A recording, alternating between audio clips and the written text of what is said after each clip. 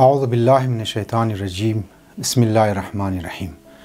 اذان محترم، اس سے پہلے آپ کی خدمت میں دو ویڈیوز اسلام اور سیاست کے درمیان جو رابطہ گہرا تعلق ہے ان کے بارے میں نے مطالب بیان کی۔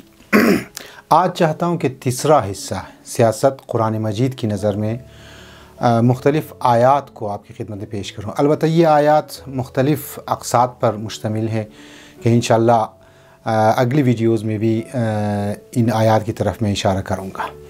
قرآن مجید نے مختلف آیات میں اس بات کی نشاندہی کی ہے کہ دین کا سیاست سے گہرا رابطہ ہے۔ اسی وجہ سے قرآن مجید نے سیاست کے مصادیق اور مختلف پہلوؤں پر روشنی ڈالی ہے۔ عزیزان گرامی، انہی پروگراموں میں سے ایک فردی اور اجتماعی پروگرام ہے، یعنی امر بالمعروف و نہی عن المنکر۔ قرآن مجید میں رب العزت کا ارشاد ہوتا ہے وَلْتَكُن مِّنكُمْ أُمَّةٌ يَدْعُونَ إِلَى الْخَيْرِ وَيَأْمُرُونَ بِالْمَعْرُوفِ وَيَنْهَوْنَ عَنِ الْمُنكَرِ وَأُولَٰئِكَ هُمُ الْمُفْلِحُونَ۔ اور تم میں سے ایک جماعت ایسی ضرور ہونی چاہیے جو نیکی کی دعوت دے اور بلائی کا حکم دے اور برائیوں سے روکے، اور یہی لوگ نجات پانے والے ہیں۔ عزیز دوستو، اس آیت سے بخوبی استفادہ ہوتا ہے کہ امر بالمعروف اور نہی عن المنکر کے دو مرحلے ہیں۔ ایک انفرادی مرحلہ، یعنی انفرادی طور پر ہر شخص کے لیے لازم ہے کہ وہ دوسروں کے اعمال پر ناظر رہیں، اور دوسرا اجتماعی مرحلہ ہے۔ ایک امت کی ذمہ داری ہے کہ وہ ایک دوسرے سے مل کر نظارت کرے، اور اس سے مراد ایک سسٹم اور نظام تشکیل دینا ہے جس سے یہ ذمہ داری ادا کی جا سکے، اور یقیناً اس نظام کے لیے قدرت مند ہونا بھی ضروری ہے، اور یہ حکومت اسلامی کی ذمہ داری ہے۔ لہٰذا منصف شخص کے لیے یہ مطلب واضح ہے کہ اسلام سیاست سے جدا نہیں ہے، بلکہ اسلامی تعلیمات واضح طور پر سیاسی امور کی طرف مطالب پیش کرتے ہیں۔